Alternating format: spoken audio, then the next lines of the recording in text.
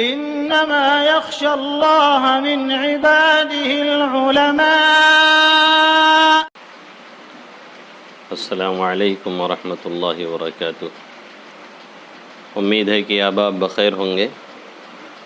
بہت سے مسائل پھر آ چکے تھے، سوالات جن کے جواب کے لیے آج پھر لائیو حاضر ہوا ہوں۔ پہلا سوال محمد اشرف پوٹریا جونپور یو پی سے پوچھتے ہیں، بیماری کی حالت میں روزہ رکھنا کیسا ہے؟ دیکھیں اصل میں محترم، اس میں تو آپ نے وضاحت نہیں کی کہ بیماری کیسی۔ ظاہر ہلکی پھلکی بیماری ہے، سردی زکام نزلہ کچھ اس طرح کا ہلکا پھلکا معاملہ ہے تو روزہ رکھنا ہی ہے۔ باقی ایسی کوئی خطرناک بیماری ہے جس میں مسلم ڈاکٹر، دیندار ڈاکٹر آپ کو منع کرتا ہے یا خود تجربہ ہے کہ روزہ رکھنے سے دقت بڑھتی ہے تو آپ چھوڑ سکتے ہیں، بعد میں قضا کریں۔ کوئی اور تفصیل ہو تو برائے کرم اس کی وضاحت کریں۔ محمد سعد سعودی عرب سے پوچھتے ہیں، مفتی صاحب کل میں نے تراویح کی نماز پڑھی، جو یہاں کے امام صاحب ہیں وہ تراویح کی آخری 2 رکعت اور وتر کی 3 رکعت ایک ساتھ پڑھائی، اور باقاعدہ امام صاحب نے اعلان کیا کہ 5 رکعت ایک ساتھ پڑھی جائے گی، تو اس طرح نماز ادا کرنا صحیح ہے کہ نہیں؟ دیکھیں اصل میں ابو داؤد کی ایک روایت ہے، شاید وہیں سے انہوں نے لے لیا ہو کہ تراویح واجب ہے، جو چاہے اس کو 5 رکعت پڑھے، جو چاہے 3 پڑھے، جو چاہے 1 پڑھے۔ تو اس کا مطلب اصل میں علماء نے یہی بیان کیا ہے کہ 5 پڑھنے کا مطلب ہے کہ 2 رکعت سنت پھر 3 وتر، یا 2 رکعت نفل پھر 3 وتر، تب ملا کر کے 5 بنتی ہے۔ اب انہوں نے پوری 5 بتا دیا، اس طرح سے ہمارے یہاں درست نہیں ہے۔ 3 رکعت پڑھ سکتے ہیں آپ ایک سلام سے، اور اگر کسی شافعی وغیرہ کے مسلک کی اقتداء کر رہے ہیں وہ الگ سے 1 رکعت پھر پڑھتے ہیں 2 سلام سے، یعنی وہ پڑھتے ہیں 3 رکعت، تو پھر ہم نے پچھلی ویڈیو میں بتایا تھا کہ اس کی بھی گنجائش نکلتی ہے۔ باقی یہ کہ اس 5 رکعت پڑھنے کی گنجائش آپ کے لیے نہیں ہے، 3 رکعت وہ پڑھنا ہے 1 سلام سے یا 2 سلام سے، جیسا بھی ہو اس کی گنجائش ہے، 2 سلام سے بھی کچھ نہ کچھ، اور 5 کی گنجائش نہیں ہے۔ اگر آپ کو اس طرح کا مسئلہ پیش آ رہا ہے تو آپ الگ سے 3 رکعت پڑھیں۔ ظہیر الدین حسامی نوناری جونپور یو پی سے پوچھتے ہیں، ماسک لگا کر نماز پڑھنا کیسا ہے؟ دیکھیں اصلاً تو چہرہ اور ناک وغیرہ چھپا کر کے نماز پڑھنے میں ایسے فقہاء کرام نے منع لکھا ہے، کراہت ہے، لیکن کسی عذر کی وجہ سے وہ کراہت نہیں ہوتی، جیسا کہ صراحت سے یہ مسئلہ لکھا ہوا ہے۔ اب چونکہ یہ کووڈ-19 کا مسئلہ ہے تو بچاؤ کے لیے لوگ ماسک لگاتے ہیں۔ اگر کوئی ماسک لگا کر کے نماز پڑھ رہا ہے، اس طرح کی بیماری سے بچنے کے لیے، کوئی اور کسی کے ساتھ مسئلہ پیش آ گیا اس سے بچنے کے لیے، ڈاکٹر وغیرہ نے کہا ہے لگانے کے لیے، تو کوئی حرج نہیں، لگا کر کے پڑھ سکتے ہیں۔ محمد حذیفہ بڑکڑھا جونپور یو پی سے پوچھتے ہیں، مفتی صاحب اگر تراویح میں قرآن مکمل ہو جائے تو اس کے بعد اگر تراویح نہ پڑھیں تو کوئی حرج ہے؟ محترم دیکھیں، قرآن کا مکمل کرنا ایک الگ سنت ہے، اور تراویح کا پڑھتے رہنا یہ ایک الگ سنت ہے۔ بعض لوگ جب قرآن مکمل ہوتا ہے تو کہتے ہیں تراویح مکمل ہو گئی، تراویح نہیں مکمل ہوتی، تراویح تو چلے گی چاند رات تک، قرآن مکمل ہوتا ہے۔ اب اس کے بعد دوسرا قرآن آپ پڑھیں یا پھر سورہ سے پڑھیں وہ ایک الگ بات ہے، لیکن تراویح تو ہر صورت میں آپ کو پڑھنی ہی ہے۔ عطا اللہ ویسی بارہ بنکی متعلم مدرسہ عربیہ رضلوم گرینی سے پوچھتے ہیں، مفتی صاحب اگر میاں بیوی روزے سے نہیں ہیں اور ہم بستری کر لیں تو اس پر قضا یا کفارہ لازم ہوگا یا نہیں؟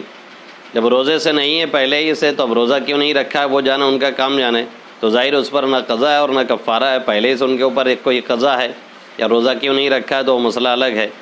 اگر بیوی روزہ ہو تو کیا حکم ہے؟ ظاہر روزہ اس کا ٹوٹ جائے گا تو قضا اور کفارہ دونوں ان کے اوپر لازم ہوگا۔ حکیم اللہ حلیمی چمپارن بہار سے پوچھتے ہیں، کیا روزے کی حالت میں کورونا ویکسین لگوا سکتے ہیں؟ دیکھیں یہ بھی ایک انجیکشن ہے، انجیکشن ہی کی طرح سے دوا ایک لگائی جاتی ہے، جیسے روزے کی حالت میں کوئی بھی انجیکشن لیا جا سکتا ہے ویسے یہ ویکسین بھی لگوائی جا سکتی ہے، کوئی حرج نہیں ہے۔ محمد اجز سویتا کلاں شاہ گنج سے پوچھتے ہیں، کیا روزہ توڑ کر بلڈ ڈونیٹ کر سکتے ہیں؟ دیکھیں بلڈ ڈونیٹ کرنے کے بارے میں 2 باتوں کا خیال رکھنا ضروری، یعنی 2 شرطیں ہیں۔ ایک تو آپ کا بلڈ ان سے ملتا ہو، ظاہر نہیں ملتا ہے تو پھر بلڈ دینے کا کوئی مطلب ہی نہیں بنتا ہے۔ جو ان کا گروپ ہے جس کو آپ دینا چاہ رہے ہیں وہ گروپ آپ کا ہونا چاہیے، یہ تو ایک بنیادی شرط ہے جو ہر کوئی جانتا ہے۔ دوسرے کہ اگر بلڈ دینے کے بعد آپ کی جان کا خطرہ ہے یا آپ سخت مصیبت میں پڑ سکتے ہیں، ڈاکٹر کہہ رہا ہے، حکیم کہہ رہے ہیں، جیسا کہ عام طور پہ ہوتا بھی یہی ہے، تو پھر روزہ توڑ کر کے آپ بلڈ ڈونیٹ کر سکتے ہیں اگر کوئی دینے والا نہیں ہے تو۔ ان دو شرطوں کا خیال ضروری ہے۔ پہلی چیز تو کامن ہے ایک دم کہ بھائی جب تک آپ کا گروپ ملے گا نہیں تب تک آپ دینے کوئی فائدہ نہیں۔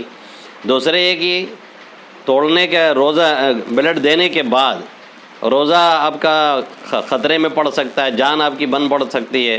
حکیم نے کہا ہے، ڈاکٹر نے خود کہا ہے، یا تو ایسے ہی تجربات بھی یہی بتلاتے رہتے ہیں، تو توڑ کر کے آپ دے سکتے ہیں۔ محمد رافع جونپور مقیم دوحہ قطر سے پوچھتے ہیں، میرا سوال یہ ہے کہ ابھی لاک ڈاؤن کے چلتے ہم تراویح الگ الگ پڑھ رہے ہیں، ایسی صورت میں وتر کی نماز تراویح کے بعد پڑھنا افضل ہے یا تہجد کے بعد، کیونکہ لاک ڈاؤن کے چلتے جماعت سے پڑھ نہیں سکتے؟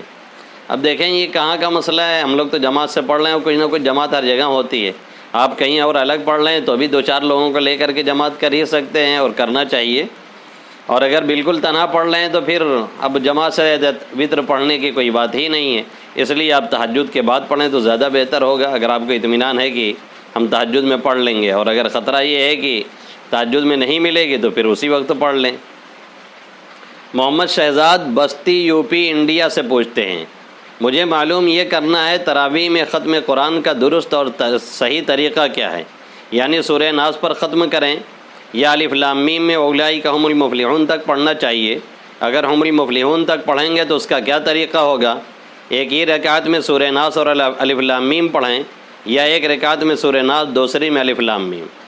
دیکھیں محترم، اس سلسلے میں عرض یہ ہے کہ اللہ کے حبیب صلی اللہ علیہ وسلم کا فرمان ہے، خیر الناس الحال المرتحل، سب سے بہتر وہ لوگ ہیں جو منزل پر پہنچتے ہیں پھر کوچ کرتے ہیں، یعنی الخاتم المفتتح، جو قرآن مکمل کر کے پھر شروع کر دیں۔ جب تک آدمی شروع نہیں کرتا ہے تو پھر آج شروع کریں گے کل شروع کریں گے یہ لگا رہتا ہے، اور جب شروع کر دیتا ہے تو پھر گاڑی آگے چلنے لگتی ہے، تجربہ یہی ہے۔ تو حدیث میں آپ صلی اللہ علیہ وسلم نے فرمایا کہ بھائی مکمل کر کے پھر شروع کر دینا چاہیے، اس لیے بہتر یہ ہے کہ آدمی سورہ ناس پڑھنے کے بعد آگے بھی پڑھ لے، اولئک هم المفلحون تک، 19ویں رکعت پہ سورہ ناس پہ پہنچے وہاں چھوڑ دے، پھر 20ویں رکعت میں اولئک هم المفلحون تک پڑھ دے۔ اس طرح سے پڑھنا زیادہ بہتر ہے، مستحب ہے، اچھا ہے، باقی کوئی ضروری نہیں ہے۔ جاوید پرتاپ گڑھ انڈیا سے پوچھتے ہیں، کیا رمضان المبارک میں انتقال ہونے والے شخص کا حساب کتاب نہیں ہوتا ہے؟ دیکھیں روایات میں جو آتا ہے تو اس سے ایسا معلوم ہوتا ہے کہ کوئی اگر جمعہ میں انتقال کر جائے یا رمضان میں تو اس کا حساب نہیں ہوتا ہے۔ اب بعض علماء کا کہنا ہے کہ یہ جمعہ اور رمضان کے ساتھ خاص ہے، یعنی جمعہ کے دن نہیں ہوتا اور رمضان کے مہینے میں نہیں ہوتا، باقی پھر بعد میں ہوتا ہے۔ اور بعض علماء کی رائے یہ ہے کہ نہیں، رمضان اور جمعہ میں انتقال ہونے والے مسلمان شخص کا صبح قیامت تک حساب کتاب نہیں ہوتا، اور بعض لوگ اس سے آگے بھی امید رکھتے ہیں کہ نہیں ہوگا، تو راجہ یہی بات معلوم ہوتی ہے، اور اللہ سے امید بھی اور گمان بھی یہی رکھنا چاہیے کہ قیامت تک اس کا حساب کتاب نہیں ہوگا۔ یہ مسلمان کے لیے ہے، باقی غیر مسلموں کا تو جانتے ہی کیا ہونا ہے۔ فرقان قادری فتح پور بارہ بنکی یو پی سے پوچھتے ہیں، قرآن پاک میں جو سجدہ تلاوت ہیں، تراویح کے دوران امام صاحب نے ایک بھی سجدہ تلاوت ادا نہیں کیا تو اس کا کیا حکم ہے؟ اب جب کوئی سجدہ تلاوت نہیں ادا کیا تو ظاہر خود گنہگار ہوئے اور سب کو گنہگار بنایا۔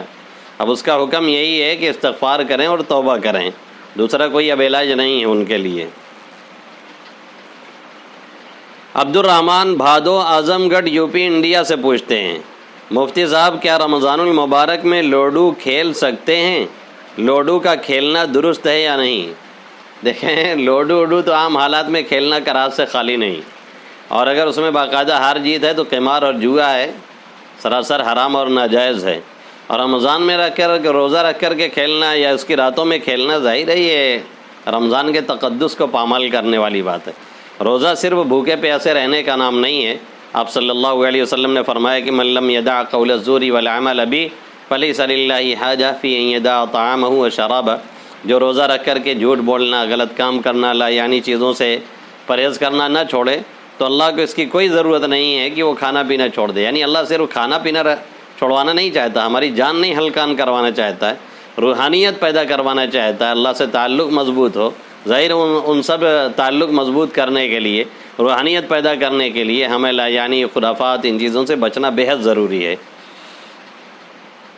عرفان صدیقی بسکھاری امبیڈکر نگر یوپی سے پوچھتے ہیں، حضرت میرا سوال یہ ہے کہ کوئی شخص روزے کی حالت میں انجیکشن لگوائے، اسی طرح خون نکلوائے تو روزہ ٹوٹ جائے گا یا نہیں؟ دونوں کا کیا حکم ہے؟ دیکھیں، انجیکشن لگوانے میں تو کوئی حرج نہیں، اسی طریقے سے ڈرپ لگوانے میں بھی کوئی حرج نہیں ہے۔ صرف اگر طاقت کے لیے کوئی لگوا رہا ہے تو بہتر یہ ہے کہ دن میں نہ لگوائے، رات میں لگوائے۔ باقی اگر کوئی بیماری کی وجہ سے لگوا رہا ہے تو کبھی بھی لگوا سکتا ہے۔ اور رہا خون نکلوانا، تو سرین میں تھوڑا سا خون نکالتے ہیں، اس سے کوئی فرق نہیں پڑتا ہے۔ اگر کسی کو خطرہ ہے کہ اتنا خون نکلے گا تو بھی ہم الٹ جائیں گے، تو پھر نہ نکلوائے۔ محمد سیف جونپور یوپی سے پوچھتے ہیں، رمضان المبارک میں عشاء کے بعد ہم بستری کرنا کیسا ہے؟ دیکھیں، بعد افطار پھر لے کر کے وہاں سے سحری کے ختم تک یہ پورے جواز کا وقت ہے، گنجائش ہے، اس وقت میں کبھی بھی آپ مل سکتے ہیں، کوئی حرج نہیں ہے۔ فیضان احمد دوحہ قطر سے پوچھتے ہیں، کیا کورونا ویکسین لینے سے روزے پر کوئی اثر پڑے گا؟ کوئی اثر نہیں پڑے گا، جیسے عام انجیکشن ہے ویسے یہ بھی انجیکشن اور دوا ہے، کوئی حرج نہیں ہے۔ عبد الکریم بھڑکڑا جونپور یوپی سے پوچھتے ہیں، کتنے تولہ سونا اور چاندی پر زکوٰۃ فرض ہے؟ دیکھیں، مشہور عوام میں جو ہے، اور بعض لوگ بیان میں بھی دھیان نہیں دیتے ہیں، ایسے ہی سیدھے بول دیتے ہیں، بس 7.5 تولہ سونا ہو یا 52.5 تولہ چاندی ہو تو زکوٰۃ ضروری ہے۔ نہیں تو نہیں، ایسا نہیں ہے۔ 7.5 تولہ سونا ہے تو زکوٰۃ آئے گی، یا 52.5 تولہ چاندی ہے تو زکوٰۃ آئے گی، یا سونا 7.5 تولہ سے کچھ کم ہو لیکن چاندی ہے تھوڑی سی، ملا کر کے چاندی کے نصاب کے پہنچ جائے تو بھی زکوٰۃ آئے گی۔ یا اسی طریقے سے سونا 7.5 تولہ سے کم ہے اور چاندی نہیں، لیکن آپ کے پاس پیسے ہیں تو بھی اس کو ملا کر کے اگر چاندی کا نصاب بن جا رہا ہے تو زکوٰۃ آئے گی۔ اور کتنا نصاب ہے 52.5 تولہ کے، کتنا قیمت بنتی ہے آج کل، اس کو نکلوا لے تو اکثر لوگوں پر زکوٰۃ آتی ہے۔ بعض لوگ اس سے بچنے کے لیے بس یہی سمجھتے ہیں کہ 7.5 تولہ سونا ہو یا 52.5 تولہ چاندی ہو تبھی زکوٰۃ ہے، ورنہ نہیں، ایسا نہیں ہے۔ ملا کر کے اگر ایک نصاب کو پہنچ جائے یعنی چاندی کے نصاب کو، تب بھی آپ کو زکوٰۃ دینی ہے، اس سے کترانا نہیں چاہیے، ورنہ بہت سے مسائل کھڑے ہوں گے، مال بھی برباد ہوگا اور آخرت بھی برباد ہوگی۔ احتشام چندولی یوپی انڈیا سے پوچھتے ہیں، کیا سحر کے بعد احتلام ہو جانے سے روزہ باطل ہو جاتا ہے؟ نہیں، احتلام سے روزے پہ کوئی فرق نہیں پڑتا، روزہ باطل نہیں ہوتا۔ عبد الرحمن حیدرآباد انڈیا سے پوچھتے ہیں، مفتی صاحب اگر تراویح میں امام 2 رکعت کے بعد تیسری رکعت کے لیے اٹھ جائے تو سجدہ سہو واجب ہوگا یا نہیں؟ دیکھیں، 2 رکعت پہ اگر بیٹھ کر کے تیسری رکعت کے لیے پھر کھڑا ہو گیا ہے تو سجدہ سہو تو واجب ہونا ہی ہے۔ اب یہ اور بات ہے کہ یہ 3 رکعت اس کی کیا شمار ہوگی؟ یہ تینوں رکعت اس کی نفل بن جائیں گی، 2 رکعت پھر سے پڑھنی پڑے گی، اور قرآن اتنا جو پڑھا گیا وہ بھی لوٹانا پڑے گا، کیونکہ تنفل بالثلاث 3 رکعت یہ نفل ہے ہی نہیں، کوئی سنت بھی 3 رکعت نہیں، کوئی نفل بھی نہیں ہے۔ اس لیے اگر 3 پڑھا دیا ہے تو اس میں کوئی بھی رکعت وہ تراویح نہیں بنتی ہے۔ ہاں، اگر 4 پڑھا دے اور 2 رکعت پر قاعدہ کیا ہو، 4 رکعت پڑھائے لیکن 2 رکعت پر قاعدہ کر کے 4 کر دیا ہو، تب 2 رکعت نفل بنتی ہے، 2 سنت بنتی ہے۔ اور اگر 3 رکعت پڑھایا ہے تو اس میں سے 1 رکعت بھی اس کی تراویح نہیں بنے گی، سب کے سب نفل ہو جائے گی۔ محمد عثمان گجرات انڈیا سے پوچھتے ہیں، مفتی صاحب اعتکاف کی حالت میں لوگوں سے بات کرنا اور موبائل وغیرہ کا زیادہ استعمال کرنا کیا درست ہے؟ دیکھیں، خاموشی کا اعتکاف تو ہمارے یہاں ہے نہیں ہماری شریعت میں، لیکن بہت زیادہ بات کرنا، ہر دم موبائل پہ لگے رہنا، یہ اعتکاف کی روح کے منافی ہے۔ اعتکاف اس لیے کیا گیا ہے کہ ہم ہوں، ہمارا رب ہو، ہم ہوں اور اس سے خاموشی سے بات ہو رہی ہو، ذکر ہو، تلاوت ہو، کچھ نہیں تو اپنا آدمی پڑا رہے، چپ چاپ سوتا رہے جب تھک جائے، کیونکہ معتکف اگر سوئے گا تو بھی اس کو ثواب ملتا رہے گا۔ اس کے لیے بہت سے وہ اعمال جو باہر رہنے والے کرتے ہیں وہ نہیں کر پاتا ہے تو اس کے ثواب جاری رہتے ہیں، اور بلا وجہ ادھر ادھر لایانی میں مشغول رہنا تو پھر اعتکاف کرنے کا کوئی خاص مقصد نہیں ہے، اس لیے اس سے پرہیز کرنا ضروری ہے۔ عمر فاروق انڈومان سے پوچھتے ہیں، کیا عورت کے لیے اپنے فوت شدہ والدین کی جانب سے اعتکاف کرنا جائز ہے؟ ہاں، بالکل جائز ہے۔ اور آپ اپنے والدین کے لیے، جانے والوں کے لیے اور رشتہ داروں کے لیے کوئی بھی نفلی کام، کوئی اس طرح کا کام کر کے ان کو ثواب پہنچا سکتے ہیں، ایسے ہی اعتکاف بھی اس میں کر سکتے ہیں، کوئی حرج نہیں ہے۔ علی حیدر کرناٹک حیدرآباد انڈیا سے پوچھتے ہیں، وہ مسلمان جو رمضان میں ایک ملک سے دوسرے ملک میں منتقل ہو جائے جہاں پر روزوں کی ابتدا میں اختلاف ہو تو وہ کیا کرے؟ دیکھیں وہ روزہ جیسے رکھ رہے ہیں سب لوگ ویسے ہی وہ بھی رکھے۔ اب اگر اتنا تاریخ کا فرق ہے کہ اس کا 28 روزہ ہوا وہاں پہنچنے کے بعد، تو پھر عید کے بعد ان کو ایک روزہ بھرنا پڑے گا، کیونکہ ہماری شریعت میں جو مہینہ ہے وہ یا تو 29 کا ہے یا 30 کا ہے، اس سے کم کا شریعت میں کوئی مہینہ نہیں ہوتا ہے۔ اس لیے 29 اگر ہو گیا تب تو ٹھیک ہے، لیکن اگر 29 سے بھی کم ہوا ہے تو پھر عید کے بعد ان کو ایک روزہ بھر کر کے 29 پورا کرنا پڑے گا، یا جو بھی چھوٹا ہوا ہو 29 کا عدد کم سے کم پورا ہونا چاہیے۔ محمد صاحب ممبئی انڈیا سے پوچھتے ہیں، تراویح میں قرآن مکمل کرنے کی شرعاً حیثیت کیا ہے؟ آیا ایک سے زائد مرتبہ بھی تراویح میں قرآن مکمل کیا جا سکتا ہے؟ بالکل کیا جا سکتا ہے۔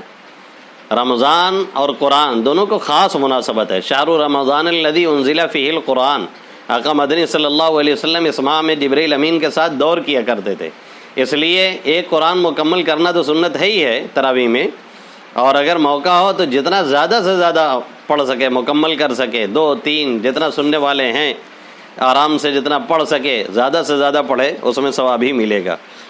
ابو عبیدہ کولکتہ انڈیا سے پوچھتے ہیں، مفتی صاحب تراویح میں ایک مرتبہ جو لوگ بلند آواز میں بسم اللہ الرحمن الرحیم پڑھتے ہیں اس کی کیا حقیقت ہے، کیا یہ درست ہے؟ دیکھیں اصل میں بسم اللہ یہ پورے قرآن کا ہمارے یہاں ایک جز ہے، اس لیے پوری تراویح میں ایک مرتبہ اس کو جہراً پڑھنا ضروری ہے۔ آپ اگر نہیں پڑھیں گے تو آپ کا قرآن سمجھ لیجئے کہ ایک طرح سے ناقص رہ جائے گا۔